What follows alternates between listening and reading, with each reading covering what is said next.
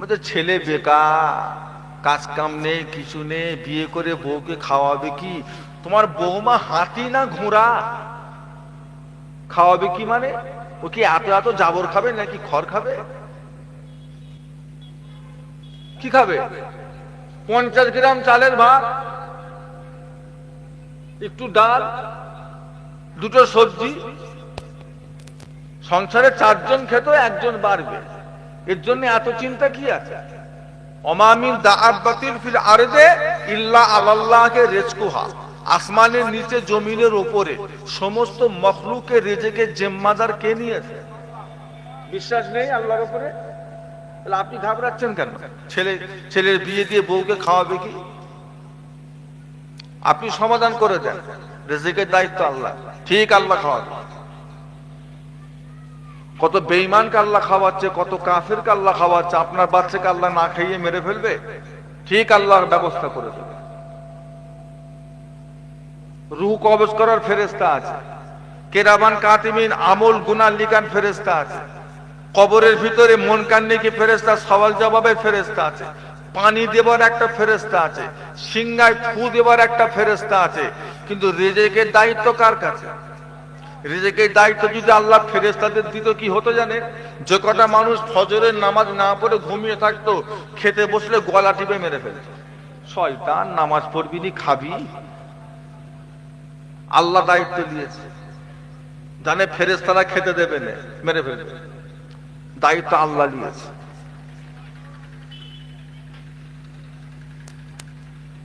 যদি আপনি 3টে কাজ সমাধান করতে পারেন, সুন্দর দেখে যদি একটা নাম রাখতে পারেন, সময় মতো যদি কোরআনের তালিম শিক্ষা দিতে পারেন, বিবাহটা যদি সময় মতো দিতে পারেন, তাহলে আপনি মারা যাবার পরে আপনার ছেলে 4টে কাজ সুন্দরভাবে করবে। 1 নাম্বার কাজ হলো লাশটা গোসল দেওয়া, কাফন পরিয়ে দাফন কাফন করা। 2য় নাম্বার হলো বাপের যদি কিছু ঋণ থাকে বাজারে, ফলের হাট বাজারে যদি বাপের কিছু ঋণ থাকে, ঋণটা পরিশোধ ছেলে মেয়েরা করে দেবে। 3 নাম্বার কাজ হলো বাপ যদি কিছু ওসিয়াত করে যায়, ছেলে মেয়েরা ওসিয়াতটা পালন করবে। 4র্থ নাম্বার কাজ হলো মা বাপ যা কিছু রেখে গিয়েছে, ছেলে মেয়েদের ভিতরে নিজেরা ভাই বোন মিলেমিশে বসে কোরআন হাদিস মোতাবেক ভাগ বন্টন করে নেবে। 4টে কাজ যদি আপনি সুন্দর দেখে নাম রাখেন, যদি কোরআন পাকের তালিম দেন, শরীয়তের জ্ঞান দেন, আর যদি সময় মতো বিয়ে দেন, ও আপনার 4টে কাজ করবে।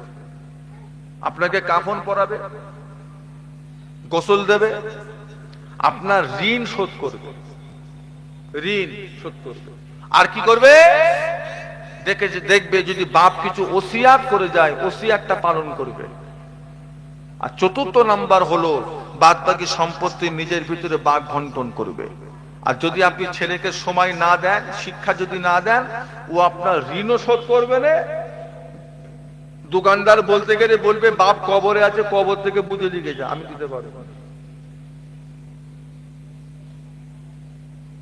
এই তোর বাপ যে ওসিয়াত করেছিল ওই রাস্তাদারের জমিটা মসজিদে দেবে, শেষ জীবনে সে তো দিতে পারে না, তোরা একটু দে।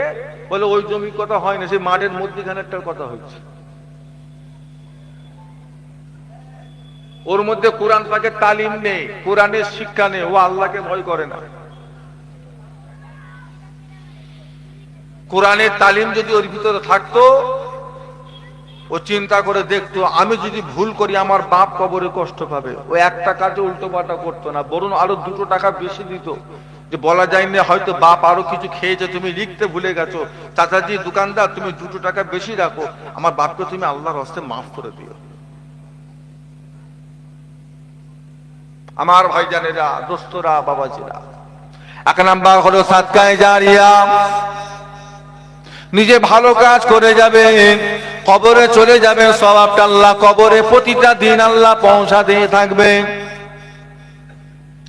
ও ভাইজানেরা, 2য় নাম্বার আর একটা দরজা আল্লাহ খোলা রেখে দেবে। সেই দরজাটা হলো আমলে সালেহ, নেক আমল। আমি নামাজ পড়েছি, 5 জনকে নামাজি করেছি, আমি রোজা রেখেছি, 5 জনকে রোজাদার করিয়েছি। আমি দান খায়রাত করি, 5 জনকে দান খায়রাত শিখিয়েছি। আমি রোজা রেখেছি, মা বাপের খেদমত করেছি, 5 জনকে শিখিয়েছি। কোরআন পড়া শিখিয়েছি, 5 জনকে শিখিয়ে গিয়েছি। আমি মারা যাব, আমার একটা কবর হয়ে যাবে, আমার একটা কবর হয়ে যাবে। তবে যাদেরকে নামাজ পড়া শিখিয়েছি, রোজা রাখা শিখিয়েছি, দান খায়রাত শিখিয়েছি, মা বাপের খেদমত করা শিখিয়ে গিয়েছি, ও তারা যতদিন নেক আমল করে যাবে, ভালো ভালো কাজ যতদিন করে যাবে, তাদের একটা সওয়াবের অংশ আল্লাহ রাব্বুল আলামিন আমাকে আল্লাহ পাক কবরে শুয়ে শুয়ে মিলাতে থাকবেন। জোরে বলুন, একটু মহব্বতে বলুন না। নেক আমল বলে, হুজুর আমি তো কোরআন পড়া জানিনি। সূরা ফাতিহা জানেন না, সূরা নাস জানেন না, ফালাক জানেন না, সূরা কাউসার জানেন না, সূরা দোহা জানেন না, সূরা আলাম তারা জানেন না। যেটা জানে নাতি পুতাতে করে শিখিয়ে দেন। এরা এখন 70-80 বছর বাঁচবে, আপনি আর অতদিন বাঁচবেন না। 40 পার হলো মানে অর্ধেক গেল না অর্ধেকের বেশি গেল? আমার সঙ্গে একটু কথা বলেন না, অর্ধেক গেল।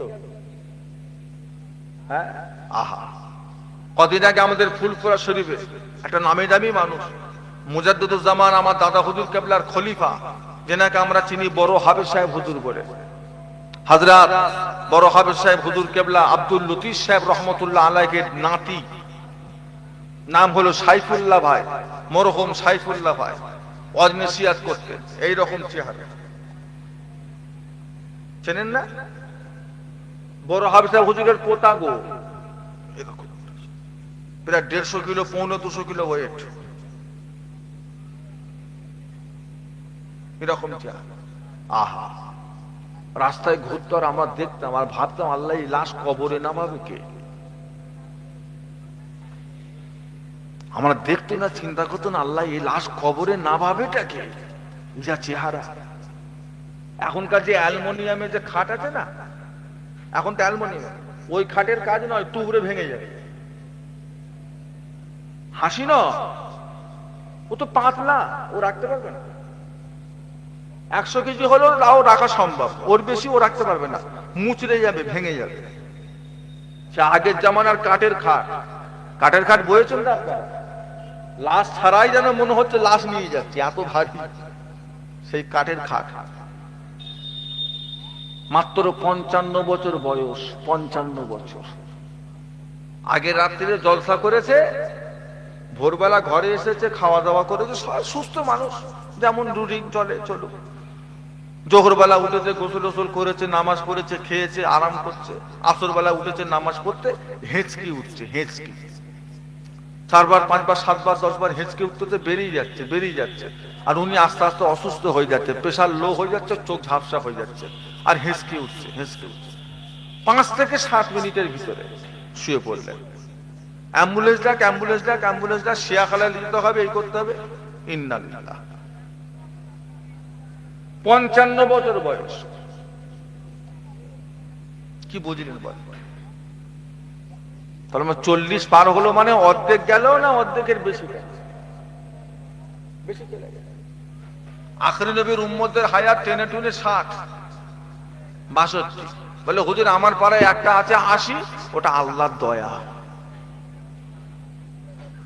আমার নবী বেঁচেছে মাত্র 63 বছর, 80 ওটা আল্লাহর দয়া। গড় হায়াত 60 থেকে 62, এর বেশি না। আমল করুন, ছেলে পুলেকে শিখান, ওরা যতদিন ভালো কাজ করে যাবে, ওদের একটা কাজের অংশ আল্লাহ আপনার কবরে শুয়ে আল্লাহ মিলাতে থাকবেন। জোরে বলুন না সুবহানাল্লাহ, তো মহব্বতে বলেন না। আবার নিজে লটারি কেটেছো, 5 জনকে শিখিয়েছো। নিজে বিড়ি খাওয়া শিখেছো, 10 জনকে শিখিয়েছো। নিজে জুয়া খেলো, আরো 5 জনকে লাইনে ঢুকিয়েছো। হ্যাঁ, সুদের কারবার, ব্যাংক থেকে লোন নেওয়া, তারপরে মহিলা সমিতি, গ্রুপ লোন, বন্ধন ব্যাংক, ঢুকেছে না বাকি আছে? কথা বলেন। চলছে তাই। আপনাদের বাজারে লটারির দোকান আছে? আছে। ওখানে শুধু জয়দেবদের ছেলেদের ভিড়, কথা বলে না। ওখানে ভিড়টা কাদের? লটারির ব্যবসাটা চলছে না বন্ধ হয়ে গেছে? কারা কাটে? এক মুষ্টি দাঁড়িয়েওয়ালা লোকও লটারি কাটে। খবর রেখেছেন আপনি? এক মুষ্টি দাঁড়িয়ে রেখেও লটারি কাটে, খবর রেখেছেন? বিশ্বাস হয় না আপনাদের? দাঁড়িয়ে চাঁচাতে করে কি বলবেন, ও তো ছেড়েই দেয়। আসরের নামাজ পড়ে লটারির দোকানে দাঁড়িয়ে আছে, কোটিপতি হবে। আশাই মরে চাষা, ওই চাষার আশা জেগেছে, ওনার আশা জেগেছে কোটিপতি হবে। ও খুঁজ করে ভালো লাগছে না। আল্লাহ যা আছে একেবারে দিয়ে দাও, যা আছে একেবারে। মুসা নবীর জামানায় তিনটে বাপ বেটার একটা ছেলে, রাস্তা দিয়ে নবী মুসা হেঁটে হেঁটে যাচ্ছে, আর গিয়ে ধরেছে, ও মুসা তুমি তো আমাদের নবী। বলছে হ্যাঁ। তো তুমি যাচ্ছ কোথায়? বলছে আল্লাহর সাথে কথা বলতে তুর পাহাড়ে। এক কাজ করো, দাঁড়া, আমরা খুব গরিব, একবেলা খাওয়া হয় একবেলা হয় না, একদিন চলে একদিন চলে না, আবার দুদিন না খাওয়া, এইভাবে দুনিয়াদারি সম্ভব নয়। আল্লাহকে গিয়ে বলো আমাদের নসিবে যা আছে একেবারে দিয়ে দিক। ও খেপে খেপে ভালো লাগে না, একেবারে দিয়ে দিক, জমিয়ে রেখে দেবো, আমরা আমাদের মতো খাবো, আমরা ঠিক আমাদের মতো চলবো, যা থাকবে নসিবে দিয়ে দিক, রেজেক শেষ হয়ে যাবে, মরে যাবো, ঝামেলা মিটে যাবে। ওই একদিন খাবো আর একদিন শুকিয়ে থাকবো, এইভাবে জীবন যাপন করা সম্ভব না। এটা আল্লাহকে গিয়ে বলো, যাও। নবী মুসা আলাইহিস সালাম গেছে আল্লাহর সঙ্গে কথা। আল্লাহ বা আমার কিছু উম্মত এই কথা বলছে, বলছে এইভাবে খুঁজখুজ করে ভালো লাগছে না, যা আছে একেবারে দিয়ে দেন। আল্লাহ বললো হ্যাঁ, তো যাও ওদের গিয়ে বলো ওদের তিনজনের তিনটে দোয়া আমি আল্লাহ কবুল করব, যা চাওয়ার চেয়ে নিতে বলো, যাও। আল্লাহ অফার দিয়েছে, আল্লাহ সুযোগ দিয়েছে, ওদের তিনজনকে তিনটে দোয়া চাইতে বলো, তিনটে দোয়া আমি কবুল করবই, তাতে ওরা যা চাইবে তাই দেয়। হযরত নবী মুসা আলাইহিস সালাম হেঁটে হেঁটে আসছে, ধরেছে, কি রে দাঁড়িয়ে আছিস? বলে কি খবরটা কি? আল্লাহ কি বললো? বলে তোদের তিনজনের তিনটে দোয়া আল্লাহ কবুল করবে, নিজেরা আলোচনা করে পরামর্শ করে যা চাওয়ার আল্লাহ থেকে চেয়ে আল্লাহ দেবে।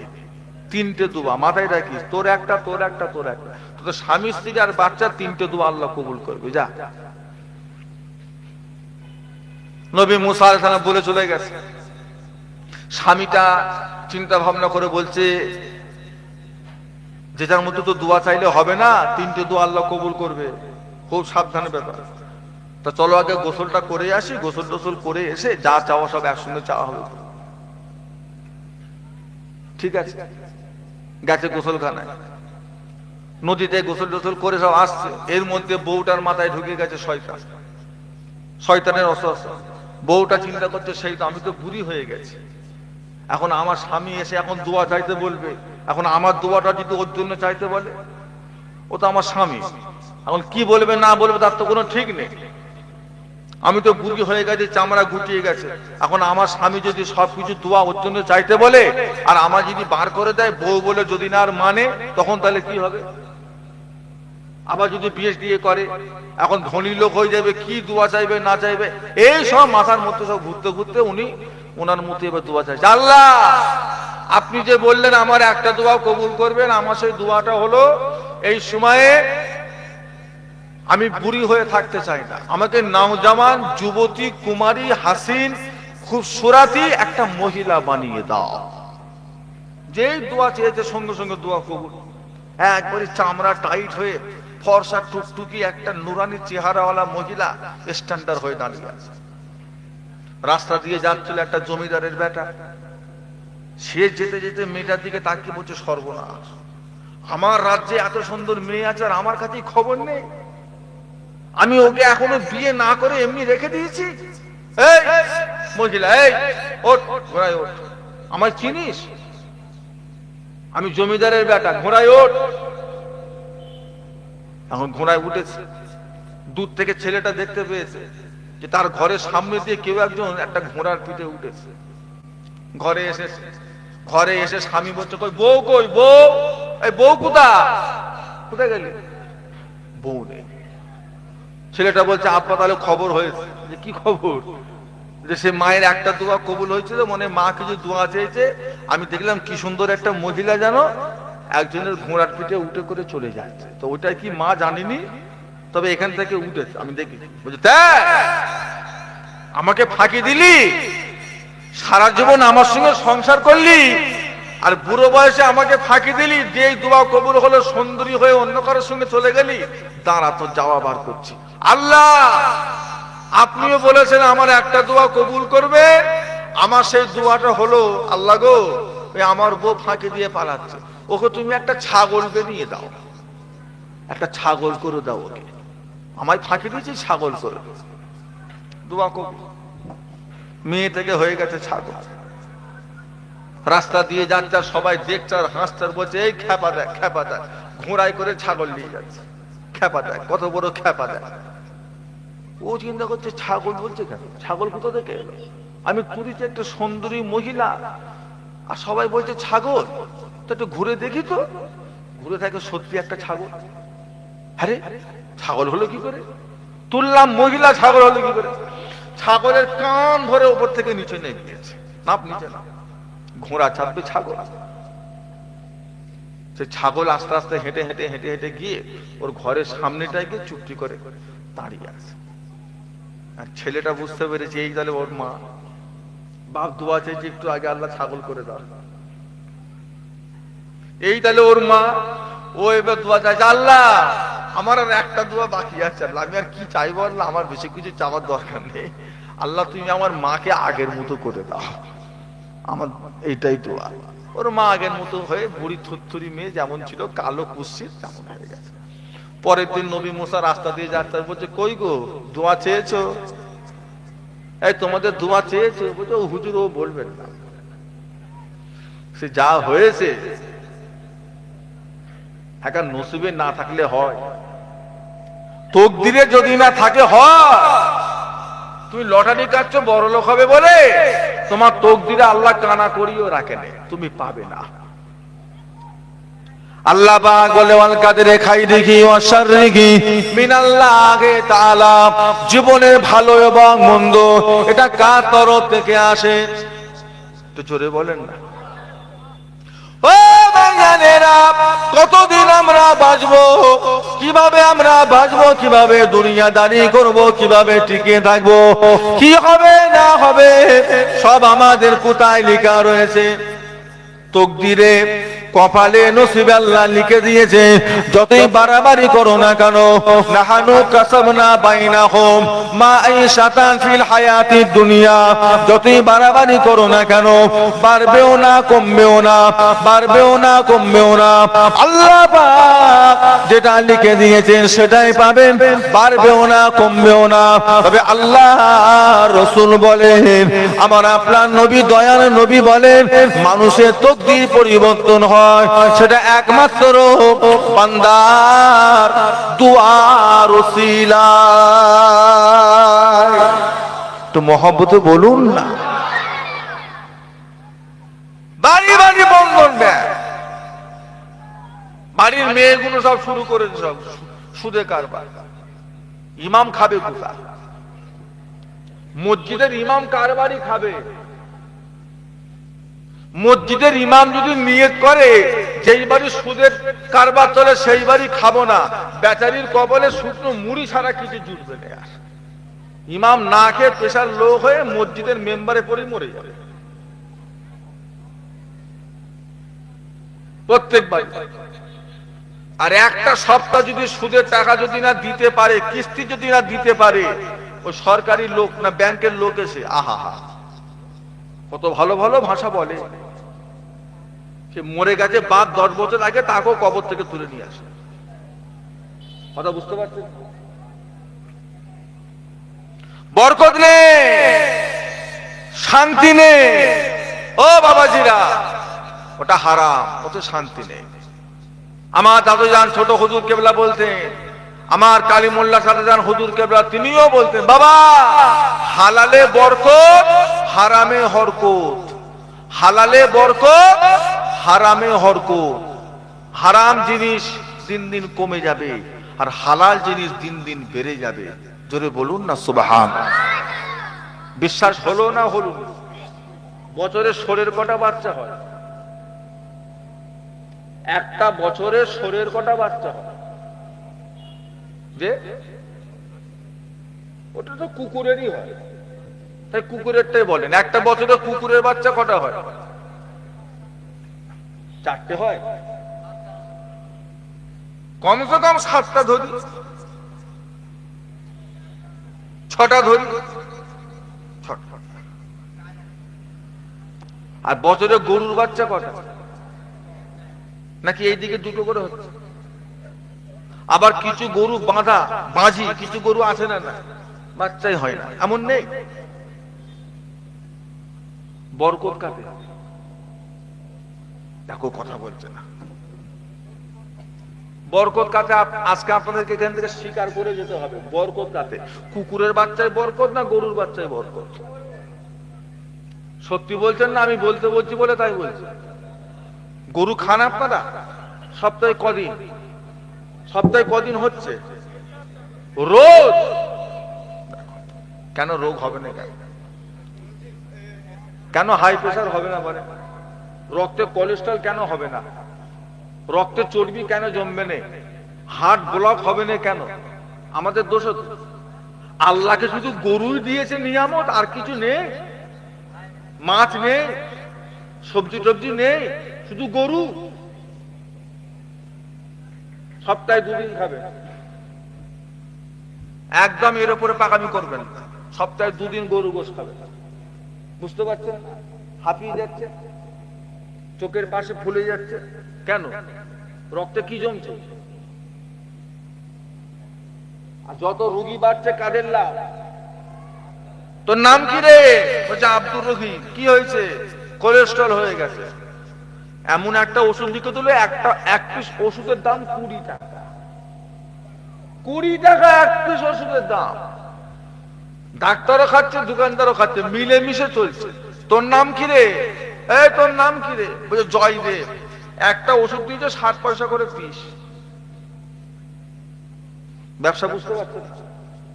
একটা ওষুধ দিয়েছে 60 পয়সা করে পিস।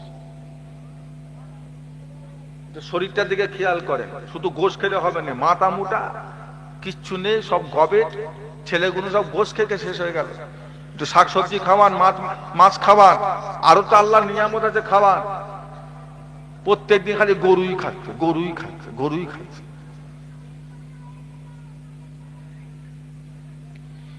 বরকত হলো গরুতে, ওটা হলো হালাল। আর কুকুর হলো হারাম। যত দিন যাচ্ছে তত কমছে না বাড়ছে? কমছে, কিন্তু বাচ্চা 6টা করে 8টা করে, কিন্তু কমে যাচ্ছে। কিন্তু গরুর বাচ্চা 1টা করে, যত দিন যাচ্ছে বেড়ে যাচ্ছে। এর থেকে বড় এক্সাম্পল আমার কাছে নেই। তারপরও যদি আপনি সুদের কারবার করেন, তারপরও যদি লটারির টিকিট কাটবো মনে করেন, সেটা আপনার ব্যাপার। তবে বাপ, শান্তি পাবেন না। শান্তি কুকুরে নেই, শান্তি গরুতে। বরকত কুকুরে নেই, বরকত কিসে? কিসে? তওবা করেন, তওবা করুন। সবচাইতে ছোট্ট তওবার নাম হলো আস্তাগফিরুল্লাহ। ও ভাইজানেরা, বহুত রকমের তওবা রয়েছে। সবচাইতে ছোট্ট তওবা হলো আস্তাগফিরুল্লাহ। আল্লাহ আপনি আমাকে মাফ করে দেন। এর থেকে আর একটু বড় তওবা হলো আস্তাগফিরুল্লাহ ওয়া আতুবু ইলাইহি। আর একটা তওবা হলো আস্তাগফিরুল্লাহ রাব্বি মিন কুল্লি যামবি ওয়া আতুবু ইলাইহি। আর একটু বড় তওবা হলো আস্তাগফিরুল্লাহ আল্লাযী লা ইলাহা ইল্লা হুয়াল হাইয়ুল কাইয়্যুম ওয়া আতুবু ইলাইহি। ও ভাইজানেরা, আল্লাহ রাসূল বলে, আমার আপনার নবী দয়ার নবী বলে, যেই বান্দা সারাটা দিনে আস্তাগফিরুল্লাহ আল্লাযী লা ইলাহা ইল্লা হুয়াল হাইয়ুল কাইয়্যুম ওয়া আতুবু ইলাইহি, এই তওবা যে বান্দা সারাটা দিনে 3 বার তেলাওয়াত করবে, ওই বান্দার গুনার পরিমাণটা যদি সমুদ্রের ফেনা পরিমাণও হয়ে যায়, পাহাড় সমান যদিও গুনাহ হয়ে যায়, ওই বান্দার গুনাহগুনি আমার আল্লাহ পাক ক্ষমা করে দেবে। তো মহব্বতে বলুন না। গোপনে গুনাহ করেছেন, কাউকে জানাবেন না, গোপনে গোপনে তওবা করুন। আমার আল্লাহর একটা নাম হলো গফুর। আমার আল্লাহর একটা নাম আছে ইয়া গফুর। গফুর শব্দটা আরবি শব্দ, যে আরবি শব্দটা 3টে অক্ষর দিয়ে তৈরি। গায়েন, ফে, রে। কি হলো? গায়েন, ফে, রে। কি হলো? শুনতে পাই? আরবি কটা শব্দ লাগে? 3টে। গায়েন, ফে, রে। এই গফুর শব্দের অর্থ কি বলেন তো? পারবেন? গফুর শব্দের অর্থ, গফুর শব্দের অর্থ হলো লুকিয়ে ফেলা। গফুর শব্দের আবিধানিক অর্থ হলো ঢেকে ফেলা। গফুর শব্দের অর্থ হলো লুকিয়ে রাখা। আমার আল্লাহ আমাদের গুনাহগুনিকে আল্লাহ লুকিয়ে রাখেন, তাই আমার আল্লাহর একটা নাম হলো ইয়া গফুর। একটু মহব্বতে বলা যাবে। ও বাঙালিরা, একবার চিন্তা করে দেখে, সারাদিনে যা গুনাহ করেছে, সমস্ত গুনাহগুলো যদি আমাদের কপালে এই মোবাইলের মতো যদি উঠতে থাকতো। সারাদিনে জিনা করেছে 3 বার, হারাম কাজ করেছে 2 বার, বেগুনা মহিলার দিকে তাকিয়েছে 4 বার, ওজনে কম দিয়েছে 5 বার, সারাদিনে ওই নোংরা কাজ করেছে 10 বার। যদি এই গুনাহগুলো মোবাইলের ডিসপ্লের মতো আল্লাহ যদি আমাদের কপালে যদি তুলতে থাকতে, লোক সমাজে ঘুরে ফিরে বেড়াতে পারতাম না। কি গো, পারতে? আমি পারতাম, কেউ পারত? এসে বসেন না, দাঁড়িয়ে আছেন কেন? আসেন, সরে আসেন, এসে বসেন। আল্লাহ যদি এখানে একটা ডিসপ্লে করে দিত, টিভির মতো, টিভি দেখেন না, টিভির মতো যদি করে দিত এই জায়গাটা, 1 নম্বর 2 নম্বর 3 নম্বর 4 নম্বর 5 নম্বর আস্তে আস্তে উঠবে। ওই যে আমাদের বক্তাদের নামগুলো সব সরে সরে সরে সরে যায়, ওই রকম দ্বারা গুনাহগুলো কি কি করেছি সব উঠবে। লোক পড়তো, দেখি সাবিউল্লাহ সিদ্দিকী আজকে কি কি করেছে। ইস, এ লোকের অশ্বনে কি কি কপালে উঠতে দেয়, কি কি কপালে উঠতে দেয়। একটা লোকও বসতো না, শুধু মাইকলা বসতো, তার হুজুর বসে থাকতো। সব পালাতে শুধু মাইকলার হুজুর দুজনে বসে থাকতো, কমিটিও থাকতো না। দূর হ আস্তাগফিরুল্লাহ। এইরকম হুজুরকে দাওয়াত করে, এত নোংরা নোংরা কাজ সারাদিনে করে বেরিয়েছে, আর সেই হুজুরের ওয়াজ শুনবি? বেরিয়েছ, থাকা যাবে না। কমিটিও পালাতো।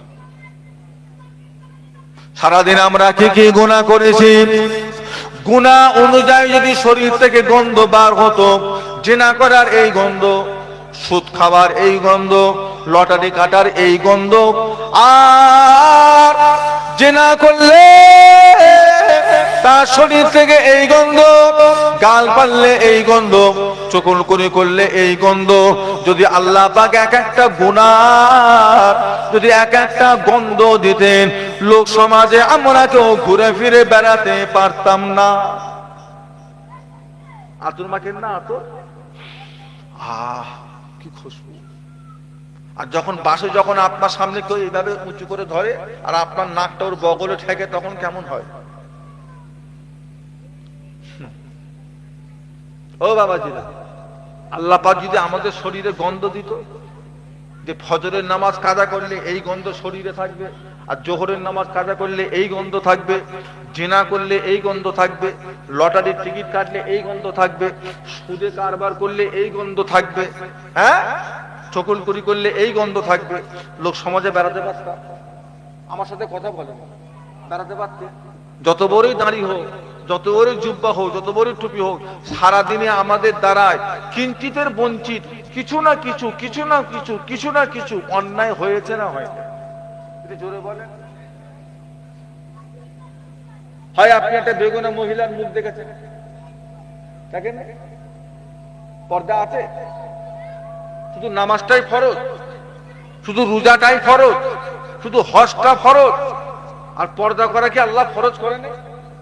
কথা বলছেন না কেন? তাই আমার আল্লাহর নাম হলো গফুর। আমার আল্লাহ বলেন ঢেকে দেন, আমার আল্লাহ গোপন করে দেন।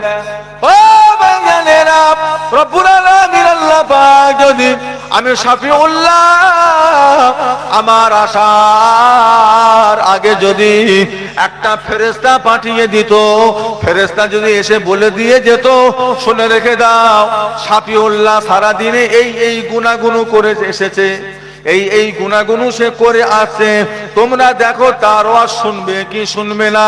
আমার মনে হয় এখানে একটা লোকও কেউ বসে থাকতো না, সব পালাতো, সব বেরিয়ে পালাতো। নাউযুবিল্লাহ, গুনাহগারের আওয়াজ শোনা যাবে না। মাতালটাও পালাতো, বিড়িতে খায় সেও পালাতো, যে আমিও গুনাহ করেছি, তবে গুনাহগারের আওয়াজ আমিও শুনবো না, বেরিয়ে পালাতো। তাই বলে যায় বাপ, আমার আল্লাহ হলেন গফুর, আমার আল্লাহ গোপন করে, আমার আল্লাহ ঢেকে রাখে, আমার আল্লাহ লুকিয়ে রাখে। আমার আল্লাহর কাছে গোপনে গুনাহ করেছেন, কাউকে শোনাবেন না। গুনাহটা করার পরে মাফতানি করবেন না, হামবাড়ায় করবেন না। আমি করেছি, বেশ করেছি, আবার করব, জানিস জানিস ওই পাড়ায় গ্রামে গুনাহটা করেছি, 10 জনকে শোনাবেন না। কিয়ামতের ময়দানে ওরা আপনার সাক্ষীদাতা হয়ে যাবে। ওরাই গিয়ে বলবে, আল্লাহ ও তো জিনা করেছে, আমাদেরকে শুনিয়েছিল, আল্লাহ ওকে শাস্তি সাজা দাও। আল্লাহ ও সুদের ব্যবসা করেছে, শাস্তি সাজা দাও। গুনার কথা কাউকে বলবেন না, গুনাহটাকে গোপন করে রাখেন, গুনাহ গোপন করে রাখেন, গুনাহ গোপন করে রাখেন। কাল কিয়ামতের ময়দানে মাহশারে আমার আল্লাহ পাক আপনার গুনাহগুলোকেও কাউকে আল্লাহ প্রকাশ করবেন না, গোপন করে আল্লাহ রেখে দেবে। জোরে বলুন না, খবরদার। তওবা করুন, তওবা করে, তওবা করে, ভালো হন, নেক হন, আল্লাহওয়ালা হন। তওবা কবুল হয়েছে কিনা বুঝবেন কি করে? আপনার দোয়া আল্লাহর দরবারে কবুল হচ্ছে না বুঝবেন কি করে? আপনার ইবাদত গুলো আল্লাহর পছন্দ হচ্ছে না এটা বুঝবেন কি করে? এইটা বোঝায় একটাই রাস্তা। আমার মতে আপনার ইবাদত কবুল হচ্ছে কি হচ্ছে না এটা বুঝবার একটাই রাস্তা আমার মতে, সেটা হলো রাসূলুল্লাহর দিদার, নবী পাকের আমল করতে হবে, নেক আমল করতে হবে, ঘুরতে ফিরতে তওবা করতে হবে, ঘুরতে ফিরতে আল্লাহর কাছে মাফি চাইতে হবে, ঘুরতে ফিরতে জিকির ফিকির করতে হবে, আর মাঝে মাঝে আমার রাসূলুল্লাহর দিদারের আশা আল্লাহর কাছে করতে হবে। যদি দেখেন যে মাঝে মাঝে রাসূলুল্লাহর সঙ্গে দিদার হয়ে যাচ্ছে, জানবেন আপনার তওবাও কবুল হচ্ছে, আপনার ইবাদতগুলো আল্লাহর দরবারে কবুল হয়ে যাচ্ছে। কেন? তা কিয়ামত পর্যন্ত আল্লাহ পাক নবীর দিদারের দরওয়াজা উম্মতদের জন্য আল্লাহ পাক খোলা রেখে দিয়েছে। একটু মহব্বতে বলা যাবে না? ও ভাইয়ানেরা, বসিরহাটের মাওলানা রুহুল আমিন, হযরত আল্লামা রুহুল আমিনকে জিজ্ঞাসা করা হয়েছিল, ও মাওলানা রুহুল আমিন, কোন আমলটা করে গেলে, কোন আমলটা করলে আল্লাহ রাসূলের দিদার পাওয়া যাবে, নবী পাককে স্বপ্নে দেখা যাবে, আমাদেরকে একটু বলে দেন। বসিরহাট আল্লামা রুহুল আমিন বলেছিলেন, বাবারা, বৃহস্পতিবার দিন গত রাত্রিরে ঈশান নামাজটা জামাতের সাথে আদায় করো। ঈশার নামাজ জামাতে পড়ে নাও, তারপরে 2 রাকাত নফল নামাজ আদায় করো। নফল নামাজে প্রথমে একবার সূরা ফাতিহা, একবার আয়াতুল কুরসি পড়ো, 15 বার সূরা ইখলাস শরীফটা পড়ে নাও, রুকু সিজদা করে নাও, আবার উঠে দাঁড়িয়ে যাও, আবার একবার সূরা ফাতিহা পড়ো, একবার আয়াতুল কুরসি পড়ে নাও, 15 বার সূরা ইখলাস শরীফটা পড়ে নাও, রুকু সিজদা করে বৈঠক করো, আত্তাহিয়াতু পড়ো, দরুদ ইব্রাহিম পড়ে নাও, মাসুরা পড়ে সালামটা ফিরিয়ে নাও। ও ভাইজানেরা, সালাম ফিরিয়ে 2 হাত তুলে আল্লাহ দরবারে দোয়া চাও।